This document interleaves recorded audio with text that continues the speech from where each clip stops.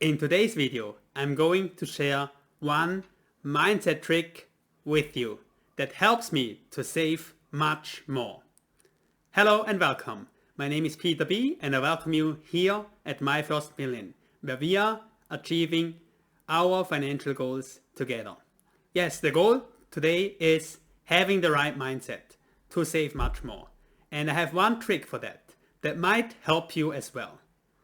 And in order to understand the trick, let's talk about cost of opportunity first.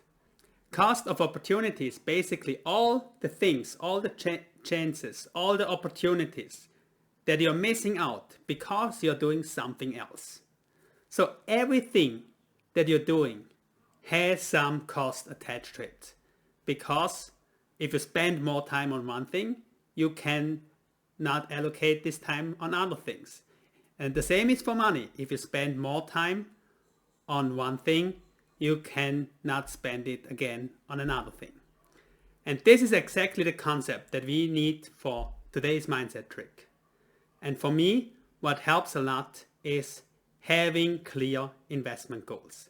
Usually, I like to invest my money into stocks. This could be ETFs, but also I like to do a lot of stock pickings. So usually have 1, 2, sometimes 3 or 4 stocks that I like to buy. And if I don't have currently any stocks that I want to buy, then at least I have my ETFs that I want to invest into. So I'm in the stage in my life now where I want to invest as much as possible. And having 1 or 2 stock in my mind or an ETF in my mind where I can put my money into will help me a lot to save much more money.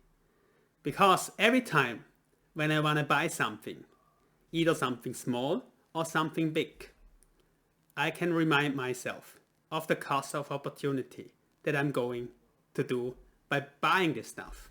For instance, do I want to have a coffee in the morning? So do I want to go to buy a coffee in the morning at Starbucks? Or do I save the money and buy more Starbucks stock? This could be directly buying Starbucks stock, but maybe it could be another stock. Usually it's another one. So, for instance, if I know a coffee costs me $5, but the stock that I like to buy currently is $10, then I know every time I don't drink the coffee, I can already buy a half share of this stock. And the same is even much more for big ticket items. For instance, if you're considering buying a flat screen TV, which costs $900, you will think twice or 3 times whether or not you really want to spend the money, or your old small TV is still good enough.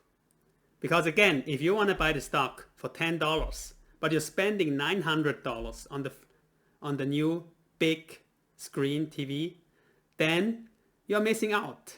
You could buy 90 shares of this stock. So if you understand your own personal cost of opportunity by buying stuff, if you know what you're missing out when you're buying stuff, then this will also to help you to have more motivation to save more. So have you ever used this trick on yourself to convince yourself to invest more? Please share with me in the comments below.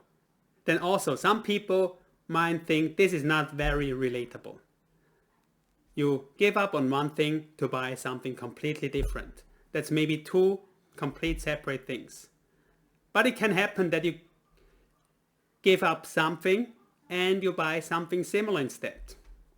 Let's say you really like the cars, Porsche. If you like, for instance, the Porsche Carrera or the 911. Maybe you're planning to save up on buying the car. But why not buy the stock first? If you're such a big fan of the company, wouldn't it be also great to own the company? So instead of buying the car that you love, maybe you can buy the company first that you love. And if over time the investments turns to be good, then maybe the returns of the investment can finance the car later. And you basically can finance the car on the returns that you're getting from the investments. The same, for instance, applies for smaller items. For instance, if you really like sneakers, like the very nice newest sneakers from Nike, are you going to buy the sneakers right away and spend your money? Or maybe you can become a Nike owner first. If you like the brand Nike and the stock is doing well, the company is doing well, you will also benefit from the profit of the company. And in long term, maybe the profits that you're getting out of Nike investment can start to finance new Nike sneakers for you. Another possibility is leisure activities. For instance, if you like to go out to have a nice dinner, maybe you can skip the dinner for a few times and save the money and put them into a restaurant stock that you like. For example, if you like to eat in the Cheesecake Factory, instead of going to there and eat and spend your money, save the money first, stay at home for a few times, buy the stock of Cheesecake Factory, and maybe with some long-term profits from that investments, if everything is working out well, then this might be able to finance you future meals at the Cheesecake Factory. Of course, these are all not recommendations to buy these stocks. And often, you don't want to have the one-on-one comparison. Maybe it's a good product, but the company is not run very well.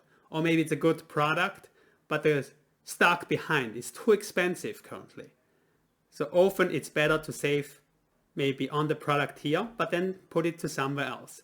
However, as some people might not be able to relate to this, at least if you put it into the company that you love, at least you will keep some of the money and have the potential to replace your expenses with the profits from your investments.